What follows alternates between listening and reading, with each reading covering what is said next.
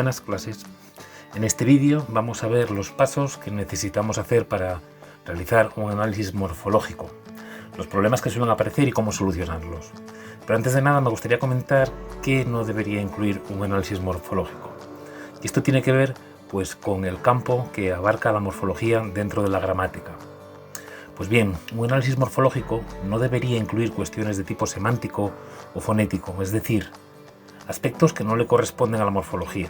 Por ejemplo, que una palabra sea aguda o esdrújula, bisílaba o trisílaba, tiene que ver con su sonido, no con su forma.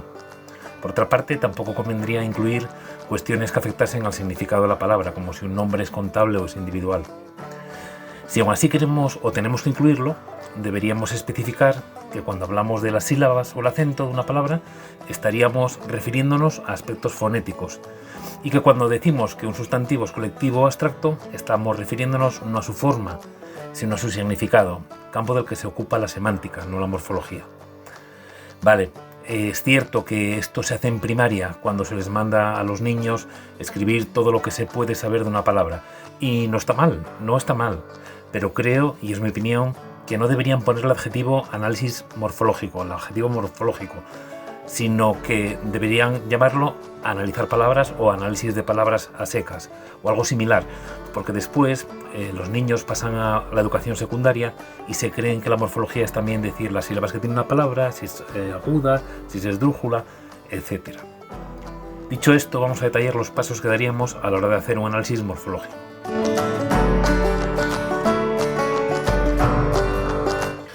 El primer paso sería separar morfemas y lexemas. Este paso sería una ayuda previa, una herramienta para poder llevar a cabo el resto de los pasos del análisis morfológico. Antes de nada debemos tener clarísimo qué es un lexema y qué son los morfemas. Si no lo sabes, vuelve a ver este vídeo que te pongo arriba a la derecha. Vamos a ver cómo separaríamos los morfemas y lexemas de una palabra con mucho que separar, como ocurriría con el adjetivo independientes. Vamos a por el lexema. ¿Cómo separamos el lexema de una palabra? Sobre todo cuando la palabra es muy larga y sospechamos que va a haber de todo, como es en el caso de la palabra independientes. La manera más efectiva es por comparación, comparando con otras palabras de la misma familia léxica y viendo qué es lo que tienen en común. Vamos a ver unas palabras de la misma familia: pender, depender, pendiente e independencia. Obtenemos la parte común y tenemos así el lexema pend. Bien, nos quedan todavía cosas sin identificar. Vamos a lo más fácil, que es obtener los morfemas gramaticales. Siempre están al final de la palabra y sé que los adjetivos, como independientes, los únicos morfemas gramaticales que tienen son género y número. Tampoco me hace falta saber mucho para ver que en esta palabra no hay una desinencia que indique un morfema de género, masculino o femenino. Sé también que la desinencia del número en los adjetivos es 0 para el singular y una S o ES para el plural. En esta palabra vemos que el singular es independiente, luego la S final es una desinencia del morfema gramatical de número plural. Ya tenemos otra parte separada. Bien, vamos ahora a ver cuáles son los morfemas derivativos, que pueden ser prefijos, los que están delante del lexema, o sufijos, los que están detrás. Para esta tarea puedo tener un conocimiento total de los prefijos y sufijos del español, porque me lo ha dado la experiencia, pero como estamos empezando con esto de la morfología, lo más probable es que no. Así que vamos a comparar. Comparamos con otras palabras similares en cuanto a su inicio, inde, y final, iente. Así tenemos decoroso, indecoroso, frente a dependiente e independiente, lo que nos lleva a pensar que in y de son dos prefijos. Y por detrás de la palabra, si comparamos, tendríamos regente, constituyente, vidente, conveniente, lo que nos lleva a pensar que ente es un sufijo. Además era lo único que nos quedaba, una vez sacado el lexema, los prefijos y el morfema gramatical. Al final tendríamos la palabra separada de la siguiente manera. In y de en amarillo serían morfemas derivativos prefijos, pend en rojo sería el lexema, iente en amarillo sería el morfema derivativo sufijo y la desinencia S sería el morfema gramatical de número plural. Una vez que tenemos esto, el análisis de la palabra va a ir sobre ruedas.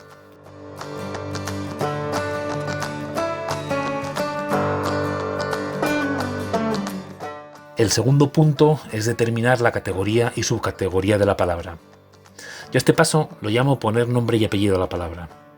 En este paso lo primero es identificar el tipo de palabra que tenemos para analizar, es decir, la categoría gramatical y también la subcategoría.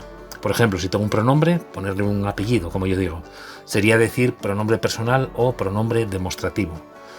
¿Cuántas subcategorías ponemos? Pues las que necesitemos, las que nos pida el profesor. Hay veces que con 2 es suficiente, otras necesitamos 3, como es en el caso de los pronombres personales, que además de personales pondríamos átonos o tónicos, e incluso podríamos añadir de sujeto, de objeto directo. En otras ocasiones no nos haría falta ninguna subcategoría, como ocurre con las preposiciones. Son preposiciones y punto. En este caso vamos a seguir con la palabra independientes y diríamos que es lo que tradicionalmente se ha llamado un adjetivo calificativo y que de un tiempo a esta parte se le llama también adjetivo relacional. Cuando hablemos en futuros vídeos sobre los tipos de adjetivo, ya hablaremos de estas distinciones o apellidos de los adjetivos y en qué cursos o niveles conviene hacer estas distinciones. Para este paso, como te habrás dado cuenta, es totalmente imprescindible saber de cuántas categorías y subcategorías disponemos. Esto lo veremos en el siguiente vídeo, en el que hablaremos sobre cada categoría y sus peculiaridades a la hora de analizarlas morfológicamente. De momento te dejo los nombres, no los apellidos, para que veas que tampoco son tantos. Algo importante que te voy a recordar muchas veces. Si nos quedamos mirando para una palabra que no tenemos claro qué es, qué categoría tiene, no va a aparecer por arte de magia un cartel luminoso con su categoría. Por mucho que la miremos una y otra vez y estemos 5 minutos remirándola, no va a pasar nada si no ponemos la cabeza a trabajar. Deberíamos ir buscando categoría a categoría a ver dónde nos encajaría o dónde no nos encajaría. Al final, por eliminación, seguro que le encontramos su nombre y su apellido.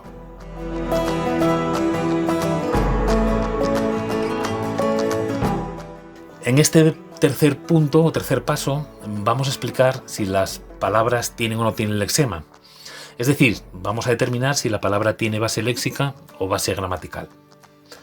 Recordamos que las preposiciones, conjunciones y artículos no tienen lexema, no tienen significado. Son palabras que tienen base gramatical y nada más. De las otras palabras diríamos que tienen base léxica y marcaríamos su lexema. De esta, independientes, diríamos que tiene base léxica y señalaríamos su lexema. Así que tendríamos independientes, adjetivo calificativo, es una palabra de base léxica, como todos los adjetivos, su lexema es pend. Vamos al siguiente paso.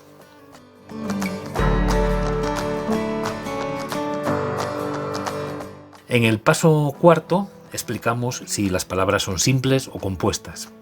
Recordamos que simples son si solo tienen un lexema y compuestas si tienen más de un lexema. Este punto lo haremos solo si la palabra para analizar tiene base léxica, porque en el caso de que tenga base gramatical ya significa que no tiene lexema y lógicamente no podría tener ni uno ni más de uno.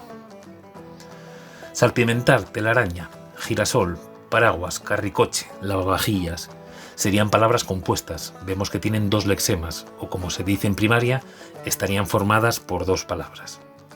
Sabemos que nuestra palabra independientes solo tiene un lexema. Y por ahora tendríamos independientes, adjetivo calificativo, es una palabra de base léxica, tiene un lexema pend y es simple porque solo tiene ese lexema.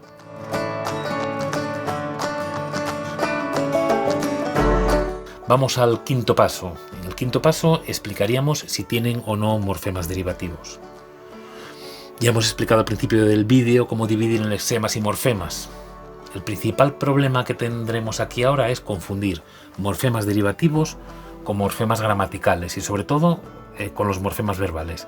Tenemos que tener en cuenta que un morfema derivativo no es una desinencia verbal. Hemos visto también en el primer paso, cuando separamos, que pend era lexema y que el resto de partes, excepto la S, que indica morfema gramatical de número, eran morfemas derivativos. El análisis de la palabra nos iría quedando de la siguiente manera. Independientes, adjetivo calificativo, es una palabra de base léxica, tiene un lexema pend, es simple porque solo tiene ese lexema y es derivada porque tiene los prefijos in, de y el sufijo ientes.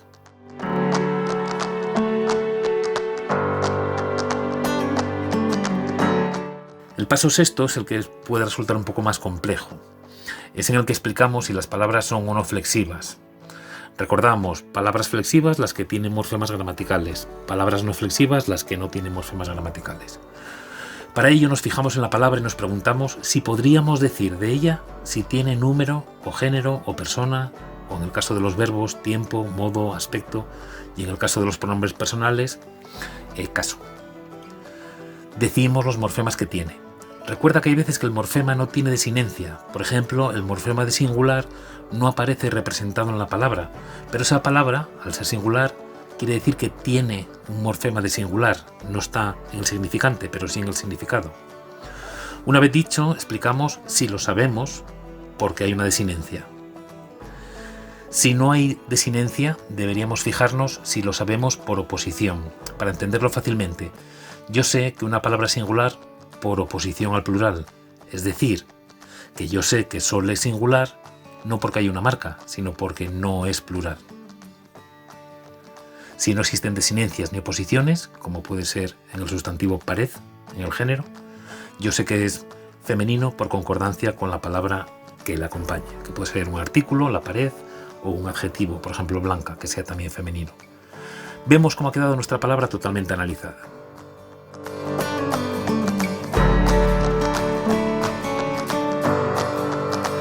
Vamos a ver otras cuestiones que pueden ser importantes a la hora de analizar, sobre todo cuando encontramos una palabra que no se ajusta a estos pasos o a la lógica. Por un lado tenemos palabras que se llaman parasintéticas que no las habíamos visto. Las palabras parasintéticas están formadas por dos lexemas y un sufijo, es decir, que son a la vez compuestas y derivadas, como paracaidista o jalatero. También se llaman parasintéticas a las que tienen prefijo y sufijo, y si les quitas el prefijo no existen en español. Los ejemplos que te pongo de estas son encrucijada, donde si quitamos el prefijo en nos quedaría una palabra no existente en español, crucijada, y otra que le ocurre igual, que es embotellar. Si quito el prefijo en, la palabra resultante no existe en español, botellar. Serían también una palabra parasintética. Si encontramos una palabra parasintética, la explicaremos o bien cuando tengamos que decir si es compuesta o derivada, y ahí explicaremos que se llama parasintética porque es compuesta y a la vez derivada, o que se llama parasintética porque tiene dos morfemas derivativos. Y si quitamos el prefijo, la palabra no existe en nuestro idioma, lo que explicamos anteriormente. Otro tipo de palabras que puede tener problemas son las siglas y los acrónimos, que tienen también su grado de dificultad. Como sabes, las siglas y los acrónimos son sustantivos formados por las iniciales o letras de un grupo de palabras. Normalmente es un síntoma complejo que se acorta mediante letras iniciales o fragmentos de las palabras que lo forman. Son sustantivos, no podemos separar nada, solo explicar que su género viene marcado por el género de la palabra principal. Ahí tiene Renfe, que es la Red Nacional de Ferrocarriles, y es femenina porque red es femenina, la red. Lo mismo pasa con la ONCE, que la llamamos la ONCE, porque es la Organización Nacional de Ciegos, o con el INEM, que lo llamamos el INEM porque es el Instituto Nacional de Empleo, por eso es masculina, porque instituto es una palabra masculina. En caso de que fuesen plurales, se duplicarían las letras, como ocurriría en EEUU, que es Estados Unidos, porque Estados Unidos es plural, o en CCOO, que es Comisiones Obreras. Todo esto deberíamos explicarlo según estemos haciendo el análisis morfológico de la palabra. Cosas que pueden aparecer también que nos pueden complicar la vida, pues que pueden aparecer alguna palabra extranjera para analizar. Puede ocurrir que pongan una palabra, como ocurrió un año en las pruebas de acceso a la universidad, que pusieron la palabra power, que el poder en inglés. En estos casos conviene pensar qué tipo de palabra es. En este caso power era un sustantivo, qué categoría gramatical, y después explicar que al ser un término extranjero su morfología no se ajusta a la del español. Y por último, un consejo ante las palabras difíciles: no nos debemos encorsetar, y cuando hay algo que no se ajuste, explicar por qué no se ajusta. Muchas veces nosotros vemos que esta palabra no se ajusta, o esta palabra no entiendo, yo sé que es un sustantivo, o entiendo que es femenino pero no encuentro nada. Siempre nosotros vamos a encontrar el porqué de que esa palabra no se esté ajustando a la norma. Por ejemplo, resulta raro cuando analizamos una forma verbal como es, decir que tiene un lexema y 5 morfemas en solo 2 letras y que su infinitivo es el verbo ser, pues resulta un poco curioso. Es un verbo irregular y por tanto no se ajusta a la lógica. Explicarías lo que explicas en todos los verbos, que es que tiene número, que tiene persona, que tiene modo y que tiene aspecto. Hay veces que tiene más valor leer una explicación lógica de una palabra que entraña dificultad, porque nos ajusta nuestro esquema, que leer el análisis de una palabra recitada como un papagayo. Y bien, ya para terminar, os dejo con un montón de palabras ya analizadas. Cada color representa un paso de los que hemos visto. Espero que este vídeo os haya resultado útil. Buenas clases.